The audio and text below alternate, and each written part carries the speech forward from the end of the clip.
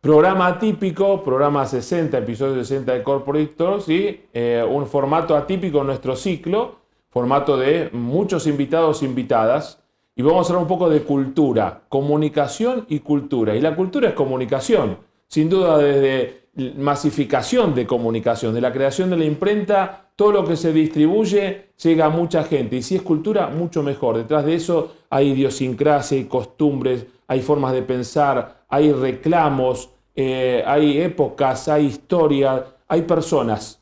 Y por supuesto las asociaciones e instituciones la conforman personas. Hoy tenemos aquí en nuestro plató, en nuestro estudio de Corporate Talks aquí en Tinku Televisión, a Ignacio del Moral, que es el presidente de la Asociación de Autores y Autoras de Teatro. ¿Lo dije bien? Ustedes me van corrigiendo, ¿eh? Manuel Rico, que es el presidente de la Asociación Colegial de Escritores de España. ¿Lo dije bien, Manuel? Sí, sí. Y a Marta Sánchez Nieves Fernández, que me dijo, no me digas Marta Sánchez solamente porque me voy a enojar contigo. Porque es el estigma de toda la vida, pero es compuesto. Sánchez Nieves Fernández, que es la presidenta de la sección autónoma de traductores dentro de la Asociación Colegial de que Escritores. son como 700, me dijiste, ¿no? 700 de traducción, sí. Muy bien. Dentro de la Asociación Colegial de Escritores somos muchos más. Y un dato muy importante, son más de 2000, me contaron también, que ahora lo van a contar ustedes. Cuéntenme la importancia, ustedes como autoridades de sus asociaciones, la importancia de comunicar, porque ustedes representan, tú en tu caso 700, en tu caso Ignacio, ¿cuántos? 430. 400. En tu caso Manuel, a los 2000 y tantos. 2.400 aproximadamente, 2.380 por ahí. ¿Cómo se hace para ser, en definitiva, el portavoz, la portavoz de lo que piensan muchos colegas, porque a la vez son colegas, y representan a un sector, y representan a necesidades diversas dentro del mismo sector? ¿Cómo se hace para no ser tu propia voz, pero a la vez ser tu voz y la de los demás?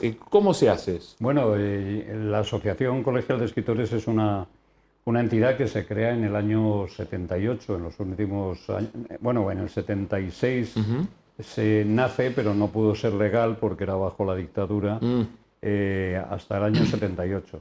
Es una asociación que se crea en su momento para defender los intereses de los escritores, de los autores, y a partir de ahí se va generando un cuerpo de documentación y de reivindicaciones que se van manteniendo a lo largo de la historia y en algunos casos se van modificando de acuerdo con la situación concreta que viven los escritores.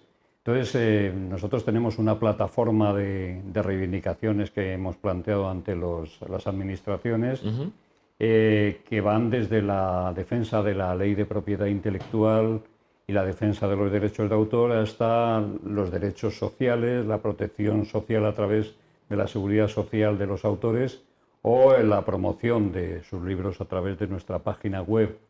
Y tenemos todo un abanico de propuestas que son las que unen y hacen de algún modo de cemento del conjunto de los autores que están organizados y de las autoras, claro. Y yo creo que eso es lo esencial, en el fondo es una organización sindical, igual que los empresarios o los editores tienen su gremio de editores, su federación de gremios de editores de toda España, pues evidentemente los autores estamos en el otro lado, somos los que negociamos con los editores y ahí están traductores, autores dramáticos y efectivamente escritores puros y duros y bueno, pues esa es la función fundamental que tenemos. Marta, y en tu caso, hablábamos recién fuera de antena que las mujeres en tu sector tal vez tienden más a la parte asociativa, a formar más, a agruparse para representar un sector. Yo creo que sí, que por lo menos en lo que yo conozco por Hace Traductores, por lo que estoy viendo en el resto de asociaciones, cuando nos reunimos, ¿no? Pues muchas de estas reivindicaciones que ha comentado Manuel, algunas son comunes a otras asociaciones del sector del libro o del sector cultural, y yo sí que veo que hay como una mayoría femenina ahora mismo, o a lo mejor estamos dando el paso de representar, que también puede ser, pero por ejemplo, es una anécdota muy tonta, pero la Dirección General del Libro nos suele pedir para las comisiones de ayudas a la edición, para los jurados de los premios nacionales, en sus distintas, nos pide, son comisiones paritarias, ¿no? Entonces nos pide siempre un hombre y una mujer, luego en función de cómo se compone, pues eligen, ¿no? Llaman. Y en concreto en la sección de traductores lo pasamos muy mal para mandar a un hombre. porque intentamos no repetir, que haya variedad, que no sean siempre los mismos socios, las mismas socias, y oye, lo tenemos limitadito. Pero refleja la representatividad del sector, ¿son más las traductoras mujeres que hombres? Sí. Las traductoras de día a día, de profesión, somos más mujeres, sí. O sea, ahí se habla más de las traducciones de los hombres, que esto daría para otro debate, pero estamos cerca del 8 de marzo, tenía que decirlo. Se habla más de las traducciones de ellos porque suelen hacer más clásicos, más obras que están mejor consideradas, y las mujeres somos más de, bueno, pues a lo mejor los libros juveniles, infantiles, que se venden muy bien, pero... son bestseller todos, ¿eh? Pero somos, o sea, lo que es la traducción habitual, que no me salía la palabra, perdón, lo que es la parte habitual, somos más mujeres, sí. Nosotros te invitamos a ti hoy. Es que soy la presidenta, perdona. Estamos con el poder. Hoy muchos presidentes tenemos en el... ¿no? Y hablando, Ignacio, en el mundo de las autoras y autores del teatro, ¿no? De arte, de escritura dramática, ¿qué características tienen los traductores y traductoras? Imagino que tienen una puntual. Y en tu caso, tus colegas a quienes representas, ¿cuáles son esas características puntuales, ¿no? Porque tiene que tener un sello, ¿no? Sí, es como ser presidente de casi nada, por un lado. O de casi todo. Bueno, sí, no, nosotros como gremio, digamos, en cuanto a escritores, somos escritores que estamos con un pie en el mundo de los escritores, en el mundo de los que publican libros, de los que escriben, utilizan la palabra, y otro pie en el mundo del espectáculo, en el mundo de la exhibición, en el mundo de otra problemática muy diferente que nos une a sectores pues como los tramoyistas o los directores, o etcétera, ¿no? Tiene que aprender de marketing como claro, nuestro estamos entrevistado, ahí un poco ¿no? a medias, ¿no? Es un sector tradicionalmente, ha evolucionado mucho desde que se fundó la asociación o esta sección de autores y autoras de teatro hace 30 años ya. Ha cambiado mucho porque el perfil. Antes eran autores muy atomizados, muy separados, por eso fue necesario unirlos, porque el autor teatral era una persona... Los escritores en general vivían muy aislados, vivían en su cueva, el escritor accedía a una puesta en escena, pero no había mucha relación entre ellos, y estaba tan atomizado que en aquella época se ponía en duda el hecho de que había autores en España. Decía, en España no hay autores. Hubo un momento que estaba así, no hay nada interesante, se traía todo de fuera. Entonces un núcleo duro en aquel momento, autores que ya se han ido jubilando ahora, porque hace 30 años de esto, decidieron reivindicar su existencia para empezar. Para eso había que estar unidos, tener voz en los lugares de decisión, y poco a poco fueron teniendo más presencia, creando nuestra asociación, donde están nombres muy ilustres de la historia, pues Lauro Olmo, Abuelo Vallejo, Alberto Miralles, Jesús Campos, bueno, todos los más importantes se unieron con mayor o menor actividad según el tiempo que tenía, y a partir de ahí pues se fue creando, fueron haciendo actividades. Y entonces nosotros necesitamos, por un lado, todo el rato comunicar hacia afuera, que es lo que hacemos, que existimos, pero por otro lado, insuflar a los autores la sensación de pertenencia. Es decir, hay que estar todo el día tirando de ellos hacia adentro como para que a su vez comunicarles mucho nosotros a ellos lo que hacemos fuera, lo que estamos pidiendo, las reivindicaciones que digamos en el portaaviones de ACE participamos, cosas ya pues, más amplias, de tipo sindical, de tipo de las jubilaciones, etcétera. Todo esto hay que comunicarlo para que sientan parte de algo. Eso, hay que estar como en doble sentido comunicando, ya que es la palabra que tenemos en la mesa, comunicar hacia afuera quiénes somos, qué hacemos, y hacia adentro de ellos que entiendan que se hace algo por ellos, que forman parte de algo, ¿no? ¿Cómo se hace para conciliar la labor profesional de cada uno de ustedes en sus roles profesionales y la labor institucional? Porque uno también tiene que desarrollarse como profesional, tiene que pagar los gastos a fin de mes, tiene que... ¿Cómo se hace? Porque ser directivo o representante en una asociación es un acto de amor o de locura. Es un acto de locura, de voluntarismo y de arrojo y de valentía también, porque efectivamente nosotros en la asociación no estamos remunerados. ¿Qué ocurre? Pues que la mayor parte, la casi totalidad de nuestra junta directiva, en algunos casos son autores muy conocidos y viven fundamentalmente de su actividad literaria. En algún caso son profesores, profesores de universidad, y en otros casos, es mi caso concreto, soy jubilado.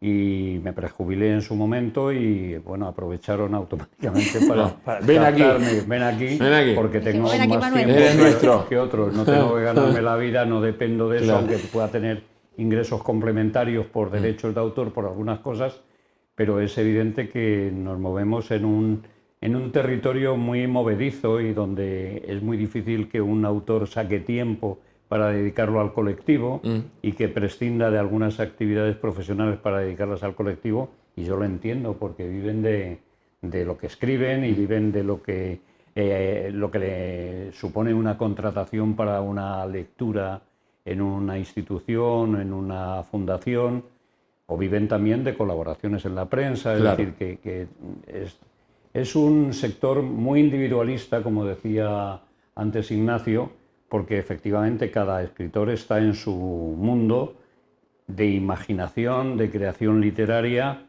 y normalmente no tiende a meterse en aventuras colectivas.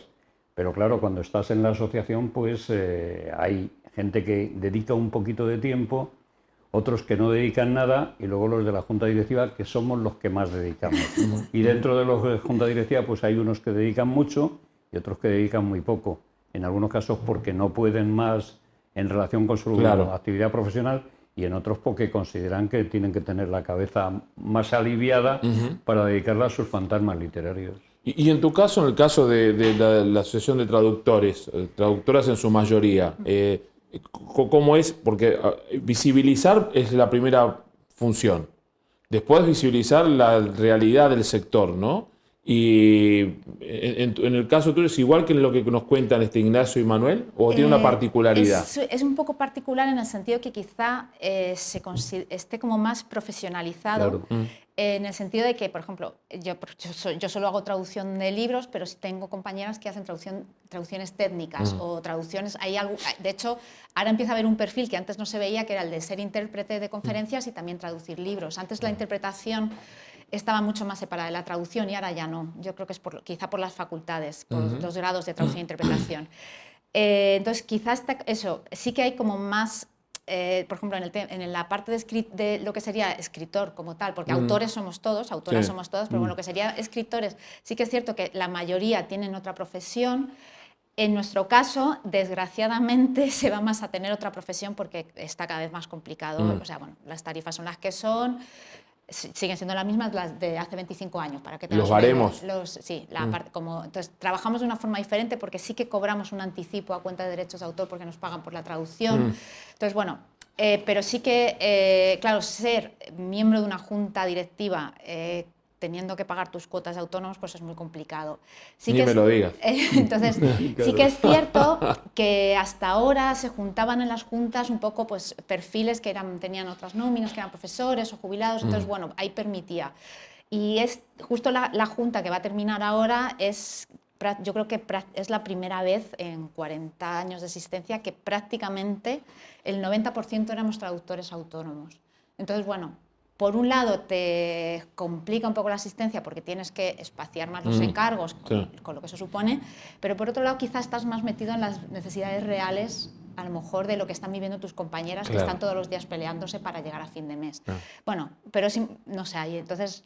Pero bueno, yo creo que uno de los factores que se les ha olvidado decir de por qué nos metemos en este berenjenal es que somos muy optimistas y creemos que hay otro mundo posible y que nosotras podemos colaborar en que a mejorar el mundo. Entonces, eso es también lo que nos mueve, ¿no? Claro. Ese mensaje me encanta. Hay un componente de idealismo importante, es decir, que, por ejemplo, ahora estamos en la batalla de la inteligencia artificial. Eso les iba a preguntar, entró solo el presidente, iba a decir, bueno, y es algo que se está cuestionando de facto los derechos de autor.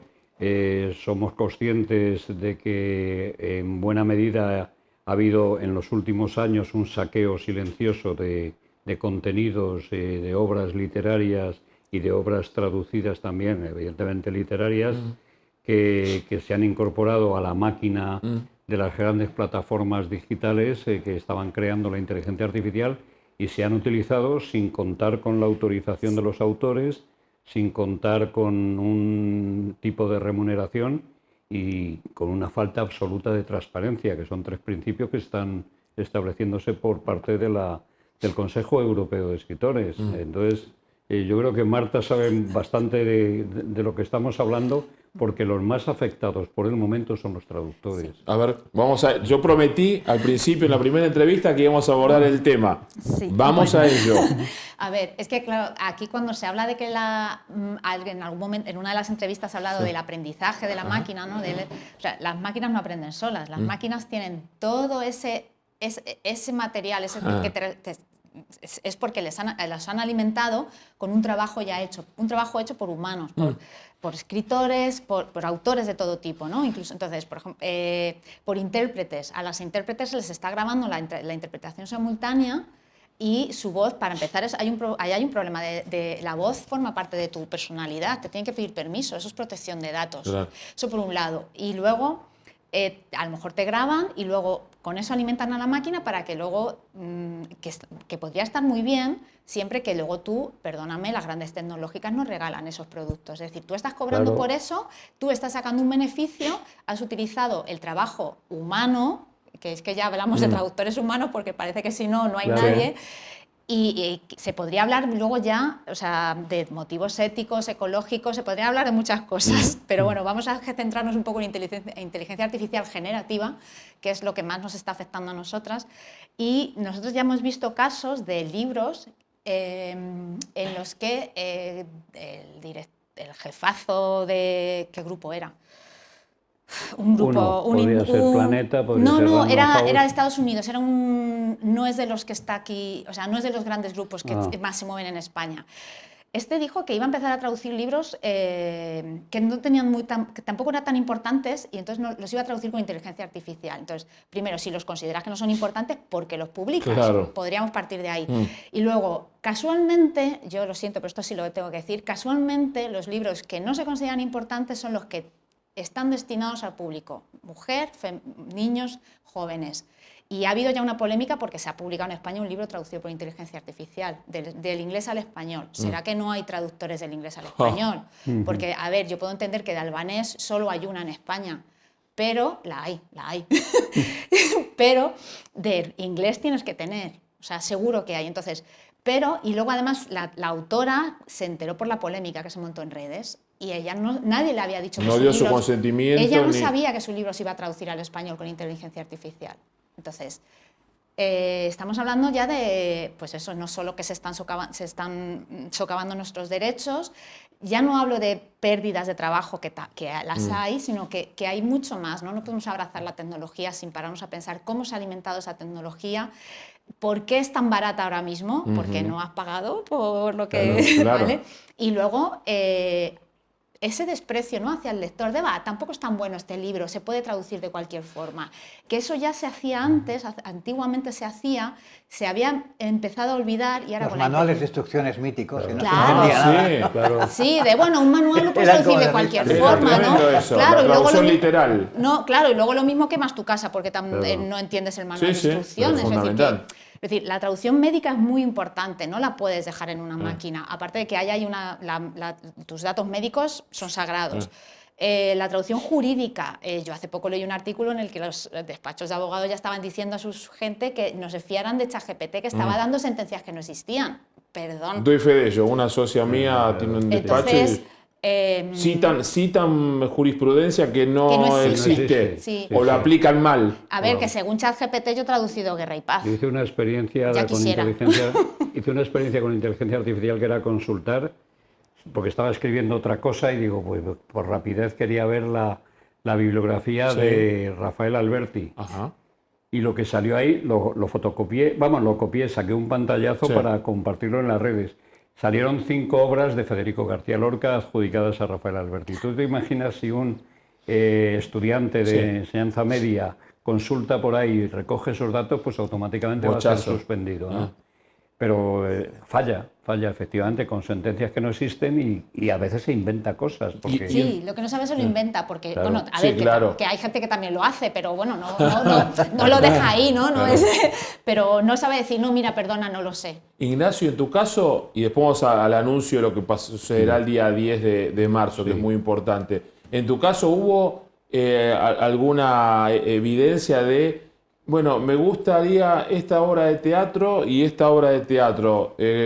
hace un mix de ambas y generado por inteligencia artificial. ¿Se detectó alguna de esas experiencias? No, de momento no. La verdad es que el teatro es una escritura bastante específica. Es verdad que si todos hemos hecho el experimento que no deberíamos haber hecho de dialógame una sentencia de una madre y una hija que la hija dice que está embarazada. Y entonces es una escena generalmente muy tosca, muy básica y muy de culebrón. Entonces, bueno, ahora, es decir, ChatGPT puede escribir teatro, puede escribir mal teatro, puede escribir poesía, puede escribir mala poesía, etcétera, ¿no? De momento. No comete falta de ortografía, que es más de lo que muchos pueden decir, pone los puntos y las comas en su sitio, que también es más de lo que muchos pueden decir, o sea que ya es mucho, ¿no? Pero es verdad que de momento la pura creación pues hace remedos y hace cortapegas de otras cosas, ¿no? Ahora, que llegará un momento que sea vista. En los concursos, yo he sido jurado de concursos y no he detectado esa sensación, uy, está. Sí. Hombre, desde hace mucho tiempo ya, sobre todo en la novela, se ven esas largas parrafadas eruditas, que son las novelas Google estas, ¿no? Que se ve que dice, porque fulanito, una novela histórica, y te suelta un párrafo ahí, que es muy sospechoso siempre, ¿no? Pero bueno, esto ya viene atrás. Pero no, yo creo que el teatro justamente es bastante refractario a cualquier... Es tan presencial, es tan físico, tan artesanal, que yo creo que es bastante impermeable a todo esto. Es como el antídoto a lo que sucede. Es el bastión de lo presencial en este momento. De hecho, la asistencia al teatro está aumentando, yo creo, y más a partir de la pandemia y todo aquello, porque la gente necesita esa presencialidad y la disfruta especialmente. Tengo un amigo, Carlos Rottenberg, que es productor de teatro en Argentina, algunas obras de las que él hace bien aquí también. De hecho, Claudio Tolcachir ahora va a hacer Camino a la Meca, es otro director y autor argentino que vive aquí en Madrid, que decía que en las peores crisis el teatro es el refugio de la cultura, ¿no? En el teatro va todo, ¿no? El que lo escribe, el que lo hace, el que lo monta, el que lo promociona, ¿no? Y tiene Carlos, no sé si nos ve en este momento, tiene una forma muy particular de firmar los contratos. Tiene un sellito con tinta, te hace poner el pulgar y te lo pone un papel en blanco. Dice, este es el contrato. Como en la Edad Media. Lo hace así, dice, yo confío en quien firma, ¿no? Es uno de los grandes productores de teatro de Argentina. Así que me emociona mucho ver que la cultura es universal, igual España y Argentina unida. Y hablando de temas lindos para promocionar, día 10 de marzo, el presidente del portaaviones, como buena imagen hizo Ignacio sobre Manuel, ¿no? El portaaviones. ¿Qué nos vas a contar? Bueno, normalmente todos los meses de marzo, desde hace algunos años, la asociación, especialmente el grupo de mujeres de la Junta Directiva, promueve una actividad relacionada con el Día Internacional de la Mujer, que es el 8 de marzo. En esta ocasión lo que se ha organizado es un acto que va a ser la literatura de las escritoras sirias en el exilio.